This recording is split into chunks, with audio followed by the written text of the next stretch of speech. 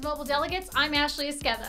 Usually this is when I would introduce the Monday brief, but this time around, since it's the last Monday of the year, I've decided to start my own award show, The Failsies, where I bring you the worst in technology from each one of the Mobile Nation sites: Android Central, Crackberry, Windows Phone Central, WebOS Nation, and the iPhone blog.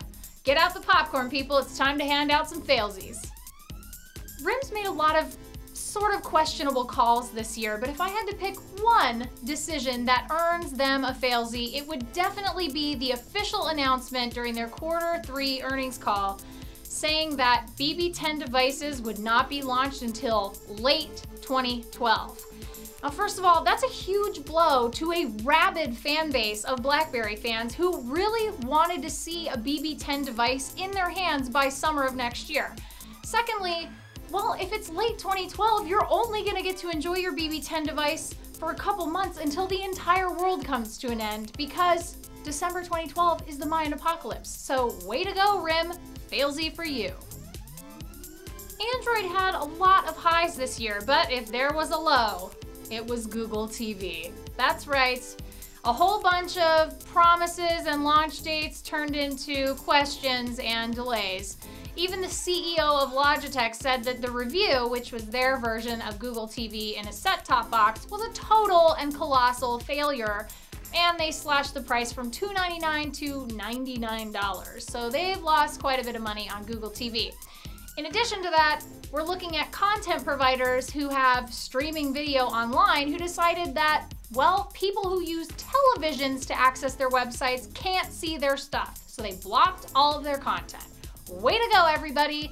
But in the end, it's Google's problem. They gotta get out there, they gotta work out those deals with those providers and make sure Google TV is on top. So for now, Google TV, you earned the 2011 Android failsie. My failsie for the iPhone blog is actually something that didn't happen. It's the iPhone 5.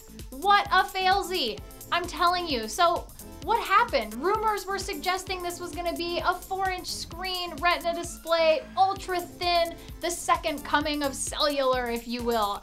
And Apple diehards were super bummed to find out that they would be purchasing an iPhone 4 with Siri on it. So what happened? What happened to all of those rumors and even some of those leaked cases coming out of Asia? Well, nobody knows for certain, but it's possible that a production delay pushed back the iPhone 5 into next year, and Apple decided to go ahead and go forward with an iPhone 4 with iOS 5 on it. But if there's any rumor mill famous for red herrings, it's definitely Apple. So, failsie. Failsie to the rumor mill, and failsie to the iPhone 5, if it even exists. Fortunately for WebOS, my failsie for pre-Central and now WebOSNation.com did not actually land on WebOS itself. I'm gonna go ahead and give this failsie to who else but ex-CEO Leo Apotheker, who basically screwed the WebOS pooch so hard that the board of directors saw that he was completely batshit crazy and fired him and brought in Meg Whitman, who then made the decision to go open source with WebOS. But at the end of the day, you know, Leo Apotheker left with a multi-million-dollar golden parachute. And you know what I think? I think that golden parachute should go to the real victims here. People who bought WebOS devices expecting HP to support them. For those of us outside the Windows Phone nation, there's a pretty under-realized failure happening here, and that is the woeful and atrocious lack of devices on US carriers. I mean, we've got one device each on T-Mobile, Sprint, and Verizon. I mean, you have to be kidding me, people. Manufacturers, where are you with the Windows phones? It makes me crazy. I mean, AT&T has 5 devices on their website, making AT&T a winner for the first time in a really long time.